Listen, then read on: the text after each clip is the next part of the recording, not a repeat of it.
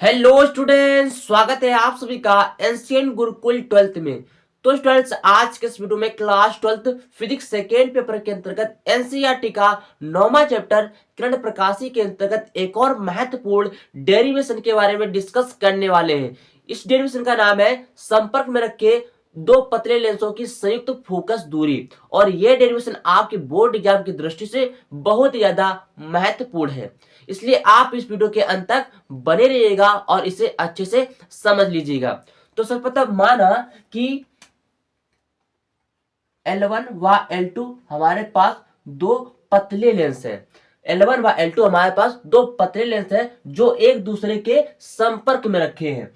अब जो हमारा L1 व L2 लेंस है ये एक ही मुख्य अक्ष पर स्थित है और उसी मुख्य अक्ष पर एक बिंदु आकार की वस्तु O हमने माना है। अब इस बिंदु आकार की वस्तु O से चलने वाली पहली प्रकाश किरण हम इस मुख्य अक्ष की रेखा पर ही ले लेंगे, जो कि बिना विचलित हुए सीधे मार्ग से गुजर जाएगी। ठीक है, अब हम क्या करते हैं, इस बिंदु आकार की वस्तु O से दूसरी प्रकाश किरण हम इस लेंसों की तरफ लेते हैं।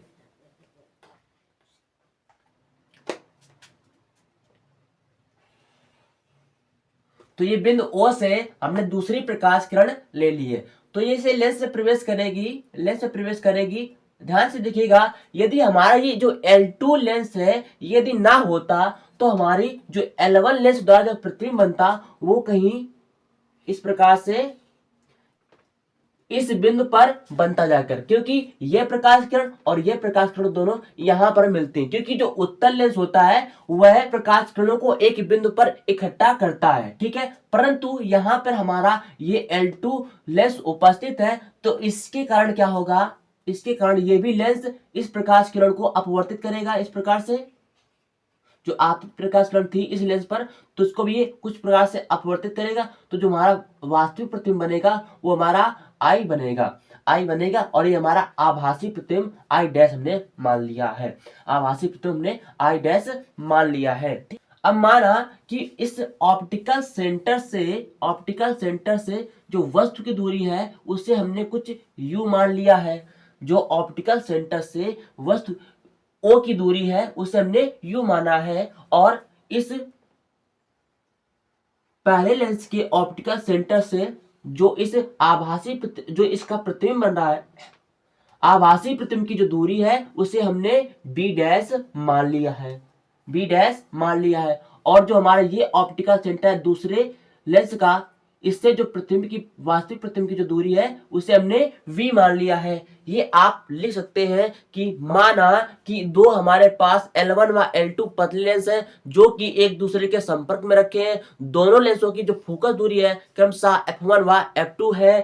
पहले लेंस से जो वस्तु की दूरी है उसे कुछ हमने u माना है, और जो पहले लेंस की जो प्रतिबिंब आभासी बन रहा है उसकी वस्तु की दूरी को हमने v डैश माना है, और जो वास्तविक प्रतिबिंब बन रहा है हमारा I, उसकी जो दूरी है दूसरे लेंस के ऑप्टिकल सेंटर से उसे हम कुछ v माना है। तो यहां पर हम लिखेंगे, यदि जब लेंस L2 ना हो तो लेंस L1 द्वारा बना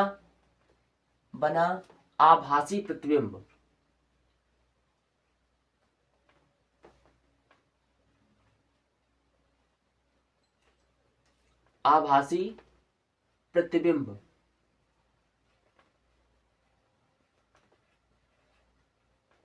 I डैश जो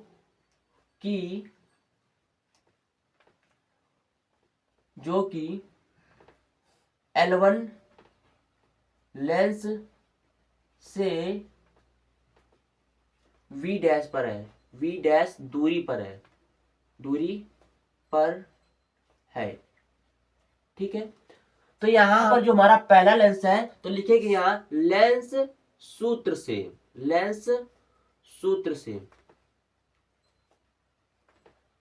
तो लेंस सूत्र क्या है आप सभी को पता होगा, ये होता है 1/f इक्वल टू 1/में v माइनस 1/में u। ये होता है हमारा लेंथ सूत्र। ठीक है, यहाँ पर जो हमारी प्रतिबिंब की दूरी v है उसे हमने v डैश माना है, और जो हमारी फोकस दूरी है, फोकस दूरी को हमने प्रथम लेंस के लिए हमने f1 माना है। क्या माना है? f1 माना है। और जो हमारी वस्तु की दूरी है उसे हमने u ही माना है। ठीक है, तो यहाँ इसको हम लिखेंगे इस प्रकार से 1/में f1 इक्वल टू 1/में v डैश माइनस 1/में u। इसे हम समीकरण फर्स्ट मान लेते हैं। इतनी बात आपको समझ में आ गई होगी। अब देखिएगा, ये हमारा L2 लेंस है और इस लेंस के कारण हमारा वास्तविक प्रतिबिंब I बन रहा है। तो हमारा जो आभासी प्रतिबिंब I डैश होगा इस लेंस के लिए वस्तु का कार्य करेगा। ठीक है, तो यहां लिखेंगे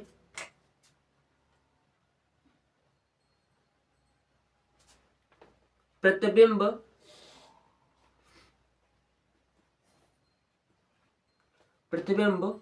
I डैश L2 लेंस के लिए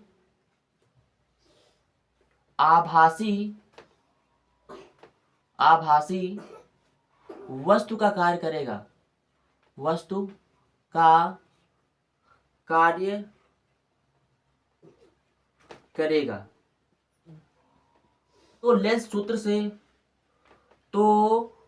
लेंस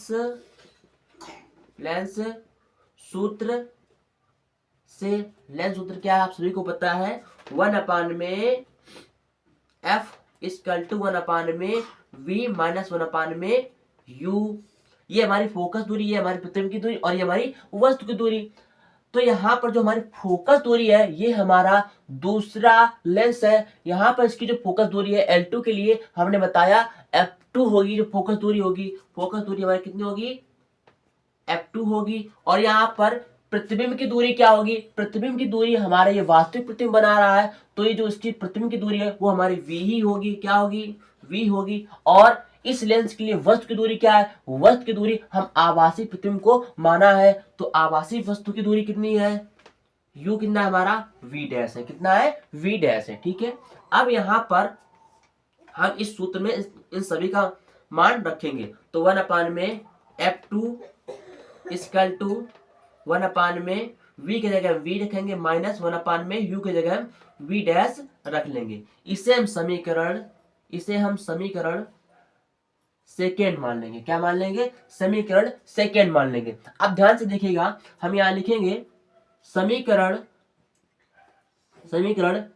1 व 2 को जोड़ने पर।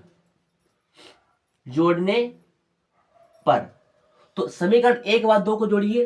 तो समीकरण हमारा पहला क्या था? पहला हम बायां पक्ष जोड़ेंगे, फिर दायां पक्ष। तो ये हमारा 1/में f1 प्लस ये हमारा 1/में f2 इक्वल टू क्या हो जाएगा? ये हमारा 1/में v डैश और ये हमारा माइनस 1/में u प्लस हमारा ये क्या है? 1/में v माइनस 1/में v डैश। ठीक है, अब ध्यान से देखिएगा, ये हमारा 1/v डैश और ये हमारा 1/v डैश, ये हमारा माइनस का है और ये हमारा प्लस का है। तो ये घट के 0 हो जाएंगे। तो यहाँ पर हो जाएगा 1/में f1 प्लस 1/में f2 इक्वल टू ये हो जाएगा हमारा, यहाँ से बचेगा 1/में माइनस का u और ये प्लस 1/में v। ठीक है, तो ये हो जाएगा हमारा, यहाँ से हो जाएगा हमारा माइनस प्लस माइनस। ठीक है, अब ध्यान से देखिएगा, हम जानते हैं संयुक्त फोकस दूरी कैपिटल L है। तो यानी कि 1/में f इक्वल टू 1/में u माइनस 1/में v। तो इसकी जगह हम 1/f लिख लेंगे। तो ये हो जाएगा हमारा 1/में f1 प्लस 1/में f2 इक्वल टू 1/में f। तो ये सूत्र यहां से हमको प्राप्त हो जाता है संयुक्त फोकस दूरी का। ये हमको संयुक्त फोकस दूरी का सूत्र प्राप्त हो जाता है जब दो पतले लेंस संपर्क में रखे होते हैं। आशा करता हूं कि ये छोटा सा डेरिवेशन आपको जरूर समझ में आया होगा, और यदि आ गया है तो वीडियो को लाइक कर दीजिए और चैनल पर नए तो सब्सक्राइब कर लीजिए। चलिए मिलते हैं अगली नेक्स्ट वीडियो में, तब तक के लिए जय हिंद, वंदे मातरम।